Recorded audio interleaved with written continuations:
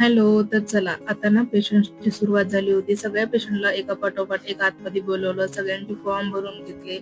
मग सगळ्यांची चाचणी केली. या बोलत होत्या, "खूप खूप धन्यवाद तुम्ही आमच्या गावामध्ये आले." मग दुपार झाली होती. आम्ही जेवायला गेलो. एवढा छान काकीने स्वयंपाक बनवला होता. मी शब्दात पण नाही सांगू शकत. सगळेजण कौतुक करत होते. पोट भरलं पण मन नाही भरलं. मनापासून काकूचं खूप खूप धन्यवाद. तुम्ही एवढं छान स्वयंपाक बनवलं.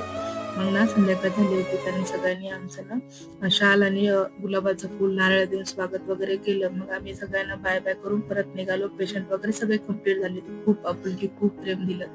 थँक बरं का सगळ्यांना.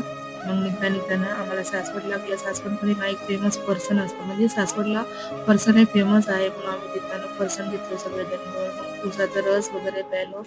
मग पुढे निघालो.